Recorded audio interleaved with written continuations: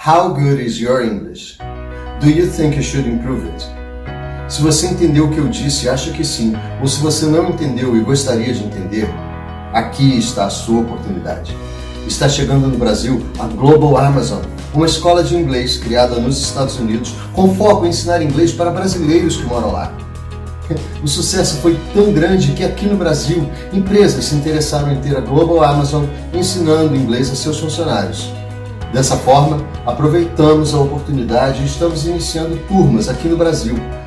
Então, se você e seus colegas de trabalho querem montar um grupo, ter um professor de inglês da Global Amazon ensinando vocês, na comodidade do seu ambiente de trabalho, entrem em contato.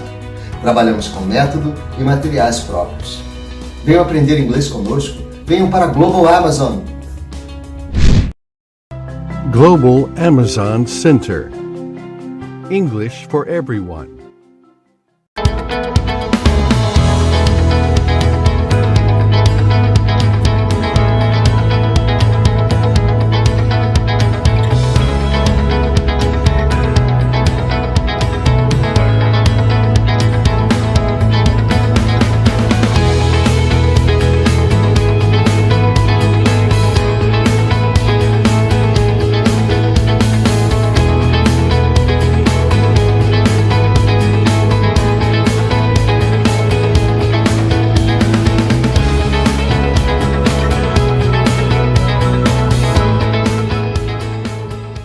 Olá, muito boa noite. Programa Brasil Nordeste começando, sexta-feira, dia 30 de julho. Veja o que será destaque no programa de hoje. Governo de Salvador lança game com obras e curiosidades sobre o estado.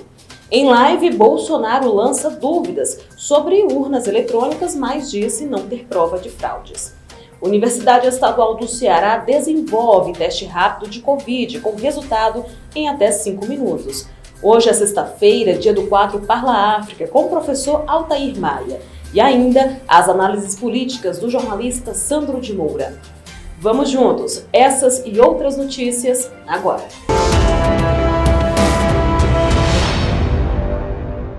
Eu começo a edição de hoje chamando a nossa assistente de mídias sociais, Natânia Mello. Ela fala que a Universidade Estadual do Ceará desenvolveu o teste rápido da Covid-19 com resultado em até 5 minutos. Olá Camila, olá Sandro e boa noite a você que nos acompanha. Sem citar números, a universidade informou que o teste rápido é mais barato que o PCR, além da técnica ser mais simples e não invasiva. Um novo formato de teste rápido para a detecção do coronavírus, desenvolvido por pesquisadores da Universidade Estadual do Ceará, apresenta resultado em até 5 minutos. O exame é coletado a partir da saliva ou secreção nasal, mas ainda não está sendo utilizado no estado, pois precisa ter patente autorizada e aprovação do Comitê de Ética Científica.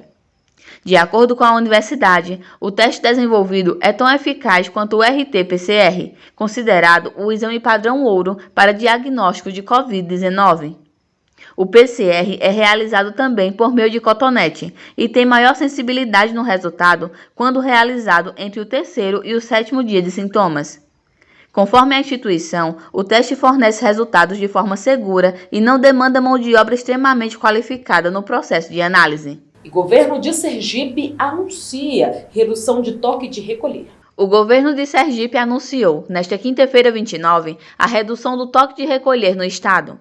A decisão foi tomada após uma reunião entre a gestão do Estado e o Comitê Técnico-Científico e de Atividades Especiais, que avalia a situação da pandemia no Estado. Com a alteração, os estabelecimentos comerciais podem funcionar até 23 horas, mantendo a limitação na ocupação a 50% da capacidade. Já os shows e eventos sociais de grande porte permanecem proibidos.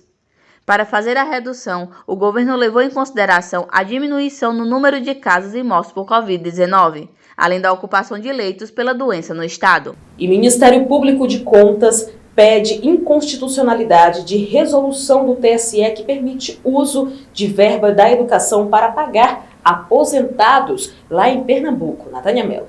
O Ministério Público de Contas quer que seja declarada inconstitucional uma resolução do Tribunal de Contas de Pernambuco que permite o pagamento de aposentados e pensionistas do governo de Pernambuco com verbas do Fundo de Manutenção e Desenvolvimento da Educação Básica, o Fundeb. A permissão solicitada pela gestão de Paulo Câmara é, segundo o órgão, ilegal. Nesta quinta-feira, 29, o MPCO anunciou que enviou uma representação ao Ministério Público Federal solicitando que o órgão ajuize no Supremo Tribunal Federal uma ação direta de inconstitucionalidade. O Fundeb é destinado exclusivamente às escolas públicas de educação básica e serve para combater a desigualdade regional e distribuir o dinheiro para garantir um valor mínimo investido por aluno, igual em todos os estados. Obrigada, Natânia Mello. Agora eu vou chamar a nossa correspondente da Bahia, Rita Brandão. Olha só, gente, a tecnologia tem ajudado e muito, né? O governo de Salvador, inclusive, lançou um game aí com obras e curiosidades sobre o estado. Esse é assunto para ela, então, Rita Brandão, boa noite. Boa noite, Camila. Boa noite, Sandro de Moura. Boa noite a todos os telespectadores do Com Brasil Nordeste. Olha que interessante. O jogo eletrônico Bahia Estado On foi lançado em versão para celular na última quinta-feira, 29, ontem. O game, que oferece uma experiência lúdica e interativa sobre Salvador por meio de desafios e imersão por um mapa 3D da capital baiana.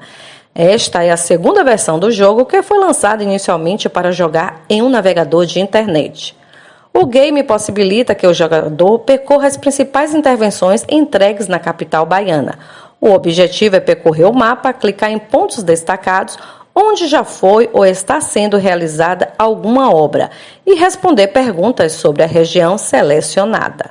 Segundo o governador do estado, a previsão de expandir o mapa do jogo para cidades do interior, com perguntas e informações sobre as ações governamentais de outras regiões. E olha só, campanha estimula a preservação e sustentabilidade na Bahia. Exatamente, Camila, sustentabilidade para a Bahia de Todos os Santos. Uma campanha para a preservação da Bahia de Todos os Santos foi lançada nesta quinta-feira. A iniciativa faz parte de um projeto governamental que busca estimular a reflexão coletiva sobre a responsabilidade de cada cidadão na manutenção dos seus espaços, visando uma Bahia mais limpa, atrativa e sustentável. O secretário estadual do Turismo, Maurício Bacelar, explica que a ação serve para a preservação do local. Diz o secretário: esta campanha é fundamental para a preservação deste patrimônio natural que orgulha os baianos. Precisamos multiplicar as ações de conscientização sobre a importância do desenvolvimento sustentável. As comunidades dos municípios envolvidos e os turistas devem estar unidos para evitar a poluição das águas da Bahia de Todos os Santos. A campanha inclui ações socioambientais com cooperativas ou associação de catadores de materiais recicláveis nos municípios de Santo Amaro, Vera Cruz, Candeias e São Francisco do Conde. Além disso, também acontecerão ações de comunicação que devem contar com divulgação em mídias sonoras e digitais, realizações de lives como especialistas ambientais, além da instalação de placas educativas em alguns terminais da Bahia de Todos os Santos. Rita Brandão, para o Com Brasil Nordeste. Obrigada, Rita Brandão. Eu chamo agora o jornalista Marcelo Jorge, que acompanhou a live de ontem do presidente Jair Bolsonaro. Inclusive, essa live ontem foi aberta para a imprensa. Vários repórteres participaram em loco, então, deste momento. Olha, o presidente lançou dúvidas aí sobre as urnas eletrônicas, mas disse que não tem provas em relação a fraudes. Marcelo, é com você. Boa noite. Olá, muito boa noite para você, Camila Castro. Boa noite ao Sandro de Moura, toda a nossa equipe com Brasil Nordeste. Olha, Camila e espectadores, na transmissão ao vivo de ontem à noite, na qual disse que iria comprovar fraude na eleição de 2018, o presidente Jair Bolsonaro lançou uma série de dúvidas sobre a integridade das urnas eletrônicas. Admitiu, porém, que não tinha provas, mas apenas indícios. Ao longo de mais de 2 horas, mostrou vídeos retirados da internet, trechos de reportagens e contagens de votos exibidas em emissoras de TV, bem como tabelas que indicariam um padrão na apuração dos votos. O presidente disse, abro aspas, não temos provas, vou deixar bem claro, mas indícios que eleições para senadores e deputados pode ocorrer a mesma coisa. Por que não? Fecho aspas. Ao lado de um homem identificado apenas pelo nome de Eduardo, que o auxiliou durante a apresentação, Bolsonaro mencionou no início relatos de eleitores que não teriam conseguido votar nele em 2018. Segundo o presidente, estas pessoas, no dia das eleições, foram votar e o nome do seu candidato não apareceu na tela. Por incrível que pareça, as reclamações só tinham uma mão. Queriam votar no número 17 e aparecia nulo, ou automaticamente o 13. Quem queria votar no 13 não aparecia o 17 nem nulo, disse o presidente. Na maior parte da live, espectadores do Com Brasil Nordeste, Bolsonaro defendeu o voto impresso para que haja contagem pública dos votos e não uma apuração numa sala secreta do Tribunal Superior Eleitoral. Quem tirou o Lula da cadeia, quem o tornou elegível, é quem vai contar os votos lá no TSE, na sala escura. Ministro Barroso, por que o senhor é contra o voto democrático, ministro Barroso? Por que o senhor é contra uma maneira a mais de nós garantirmos a lisura, a transparência das eleições?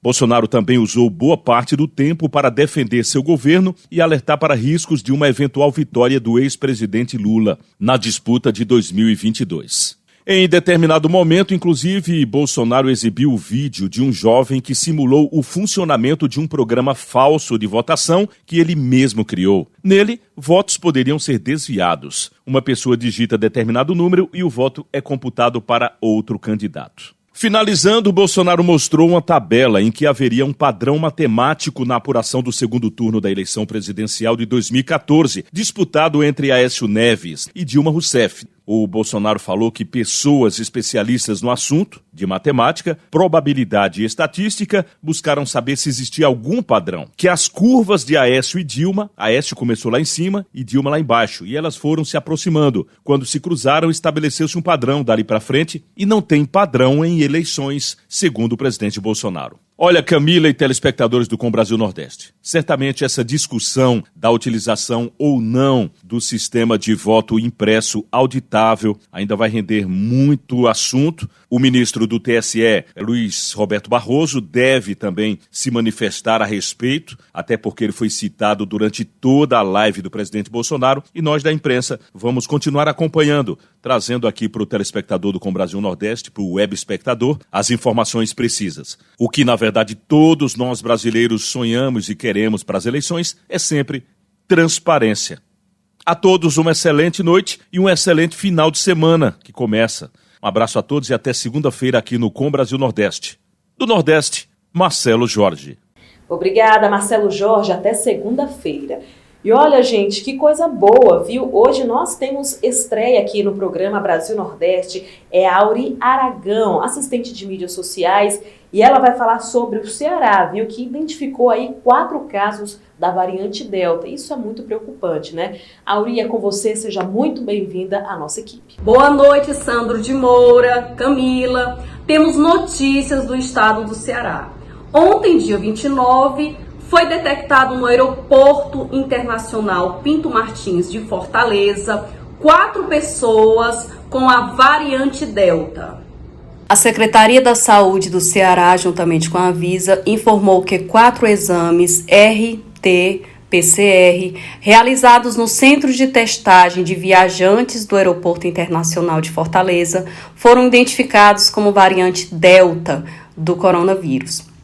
Ambas estão realizando busca ativa na lista dos passageiros e tripulantes de 3 aeronaves vindas do Rio de Janeiro, onde estavam os 4 viajantes que testaram positivo para a variante oriunda da Índia.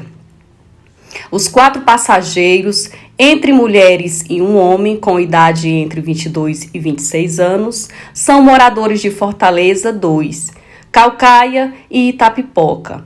Eles desembarcaram na capital cearense em 3 voos diferentes, oriundos do Rio de Janeiro, entre os dias 19 e 21 de julho. E olha, gente, companhia aérea estreia em Fortaleza em agosto deste ano. Novidade aí para os cearenses. É com você, Auri.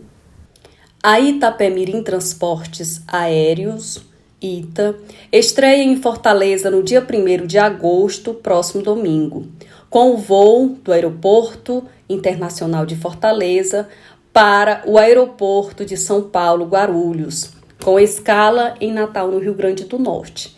A empresa promete despacho gratuito de bagagem para todas as classes tarifárias e marcação de assentos sem nenhum custo adicional.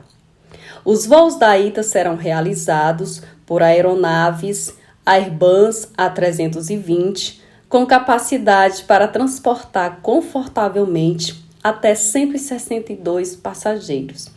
A partir do dia 1º de agosto de 2021, além de Fortaleza, a ITA passará a voar para Florianópolis, em Santa Catarina, Maceió, em Alagoas, Natal, no Rio Grande do Norte e em Recife, em Pernambuco.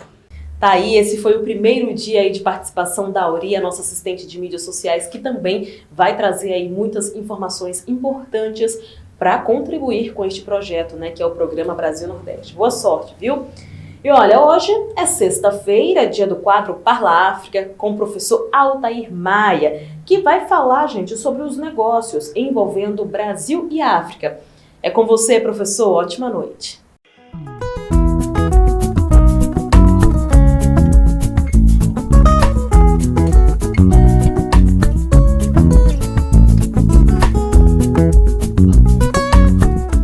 Boa noite, Camila. Boa noite, senhores telespectadores da Rede Brasil Nordeste. Hoje nós vamos falar do CIRAS, que é o Sistema de Integração Regional do Atlântico Sul. Como vocês podem ver no mapa, são 4 os blocos econômicos que ladeiam o Atlântico Sul. Do lado sul-americano, nós temos o Mercosul, que é composto pelo Brasil, Argentina, Paraguai e Uruguai. E do lado africano, nós temos a comunidade dos países da costa oeste, que é o ECOWAS, temos a comunidade da África Central, que é o CEMAC, e temos a comunidade para o desenvolvimento da África Austral. Como vocês podem ver, a população desses 4 blocos é superior a 1 bilhão de habitantes. Em termos de extensão territorial, nós temos 30 milhões de quilômetros quadrados. E a produção a produção econômica desses 4 blocos econômicos ultrapassa os 4 trilhões de dólares. São valores que por si só impõem respeito. O comércio exterior de ambos os lados, ou a corrente de comércio, tanto do continente africano quanto do Mercosul, são bastante expressivos. Nós temos que a África exporta e importa algo como 960 bilhões de dólares, foram os valores de 2009. Enquanto isso, o Mercosul exportou e importou 572 bilhões de dólares. Quando somadas essas duas correntes de comércio, elas chegam a 1 trilhão e 500 bilhões de dólares. Professor, eu tenho uma dúvida em relação a este assunto que o senhor está abordando hoje, que é muito interessante, viu? E quanto é que o bloco do Mercosul transaciona aí com os blocos econômicos, isso do lado africano, né? Eu vou melhorar esta pergunta aí para quem está em casa entender melhor. Qual é o valor do comércio entre os dois lados do Atlântico e quais são aí os produtos mais comercializados, hein? Ok, Camila, muito obrigado. A corrente de comércio do Mercosul com os blocos africanos pode ser vista na tabela que apresentamos e podemos verificar que, tanto com o ECOWAS quanto com o SADC, temos comércio relativamente forte. Com a CEMAC, que é a Comunidade dos Países da África Central, o comércio é bastante fraco, não atingindo 300 milhões de dólares em 2009. Os produtos transacionados entre Mercosul e os blocos africanos, daqui para lá nós enviamos produtos alimentícios como carne, cereais, açúcar e também alguma máquina, equipamentos, veículos. E dos blocos africanos, o Mercosul importa basicamente petróleo e minérios. E algum produto químico de vez em quando. Professor, e hoje eu estou cheia de dúvidas aqui, porque de fato esse assunto instiga muito, né? Olha só, o Brasil é um dos componentes do Mercosul, né? E como são as relações do Brasil com a África? O caso do Brasil, ou a participação do Brasil no comércio do Mercosul com os blocos africanos, o Brasil participa algo como 70%, tanto comprando quanto vendendo, ou tanto importando quanto exportando. Apesar de ser o líder nas importações e exportações do Mercosul, as participações do Brasil nos 3 blocos africanos bastante irrelevante. Em 2019, o continente africano importou 577 bilhões de dólares. Desse total, nós mandamos para a África apenas 7 bilhões, o que corresponde a 1,3%. Do lado das exportações do continente africano, que em 2019 foi de 475 bilhões de dólares, nós compramos da África apenas 1%, equivalente a 1% do total exportado pela África.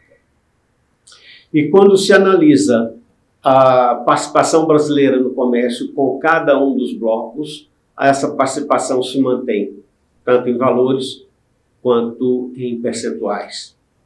Professor, eu estava lendo um dos seus livros, né? Todos são muito bons, mas o que chamou minha atenção hoje foi esse aqui, ó. Uma visão estratégica sobre o Atlântico Sul. E aí eu tenho mais uma pergunta, então. Este livro, né, ele aponta aí algumas alternativas para incrementar os negócios Brasil-África. Eu queria saber, então, quais alternativas são essas, né? Ok. Bom, alternativas sempre há. E no caso do Brasil com a África, são muitas. Porém, o nosso prazo por hoje se esgotou. Mas sexta-feira que vem, vamos analisar o papel da CPLP no comércio do Brasil com a África e vamos também analisar a Zona de Paz do Atlântico Sul, que é a ZOPACAS. Até lá, fiquem com a música Xoxolosa, que ajudou Nelson Mandela a unificar a África do Sul. Xoxolosa, kulezunta bastinela, venuya balega, kulezunta bastinela, sefume South Africa. Obrigada, professor Altair Maia, pelas suas explicações. Até a próxima sexta-feira. Agora eu vou chamar o nosso editor-chefe, o jornalista Sandro de Moura, que sempre tem fontes exclusivas e análises importantes políticas pra gente. Sandro, é com você. Boa noite. Olá, Camila Castro, muito boa noite. Boa noite a toda a audiência do programa Com Brasil Nordeste. Camila, eu estou em Bragança Paulista e aqui tá frio pra caramba. Como é que tá aí em Brasília? Tudo bem? Espero que esteja um pouco menos frio aí com vocês. O que a gente sabe é que no campo político a temperatura está sempre subindo, né? O Marcelo Jorge já comentou no início do programa sobre a live do presidente da República, que vem contestando a segurança nas urnas eletrônicas, ou ao menos contestando a legitimidade na hora de contar os votos, não tem como auditar. E também, para encerrar, um outro assunto aí que esquentou a cabeça de muita gente na política é o da Joyce Hasselman.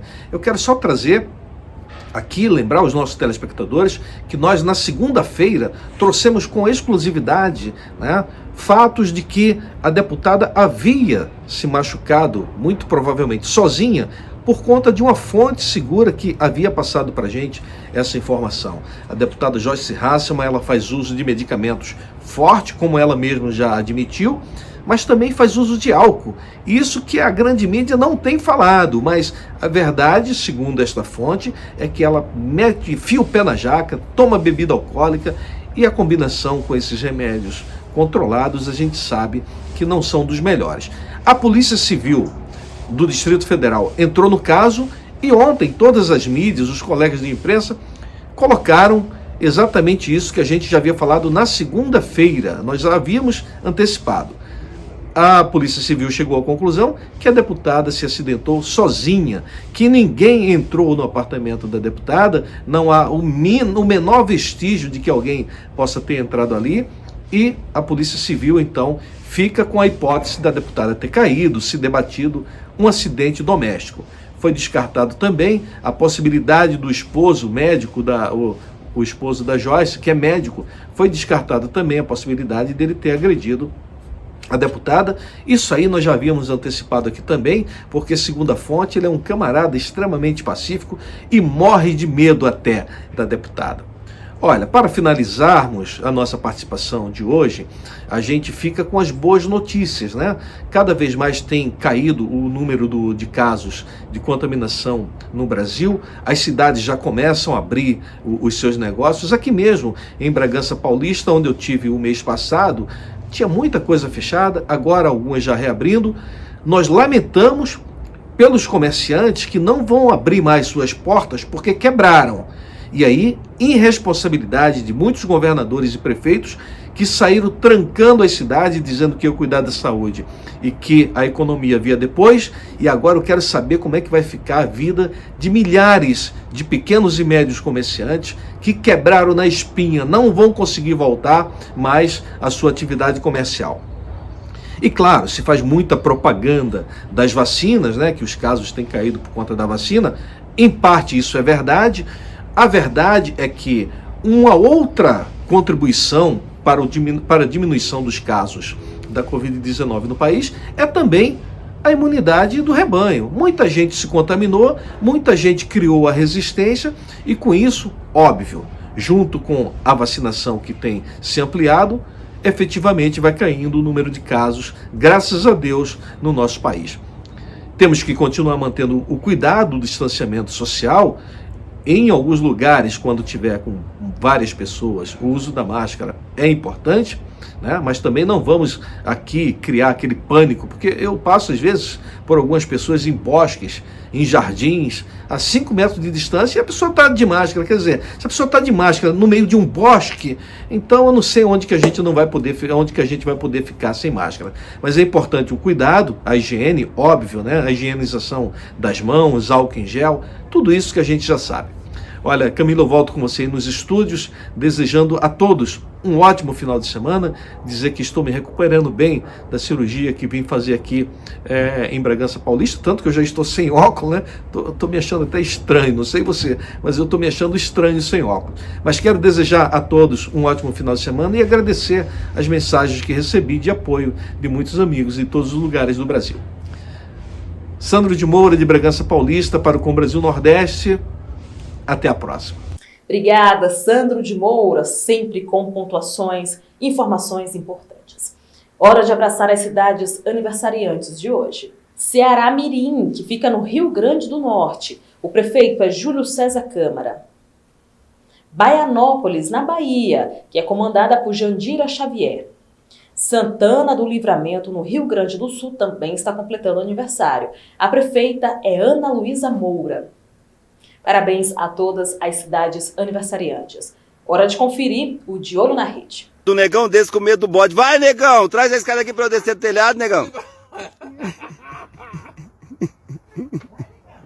Vai pra lá, bode. Vai, negão! Aí, ó. Ele não vai fazer nada não, negão. Vai, aí, ó. Para!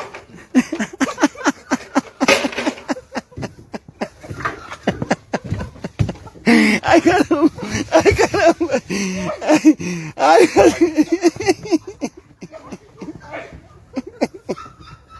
Sexta-feira! Vai chegando aí o anão carregador de pau. Nas costas. Tá trabalhando agora em obra. Conseguiu um serviço nessa segunda-feira, viu? O anão mais estourado de Nova Esperança tá trabalhando em obra. Tá fazendo uma casa aqui em Nova Esperança. Bom dia. Quanto é o Guaravita? Um? Me vê um aí, por favor. Me vê um Guaravita, por favor. Vai ter igual o Guaravita. Não, de 100 nele? Não. E 300, quer 300? Não, 300 não dou não, eu dou 3 nó de 100. Não. Por que não, mãe? Por que não? É quanto, passarinho? 300. Dou 3 notas de 100, quer não? Por que não quer? Porque não quer. Ele quer te tocar, bicho, né? É esperto aí, ó. Que isso? Tu quer soltar. Hoje o nosso programa estava bem recheado para você, né? Mas por hoje é só. Segunda-feira tem muito mais. Bom fim de semana. Tchau, tchau.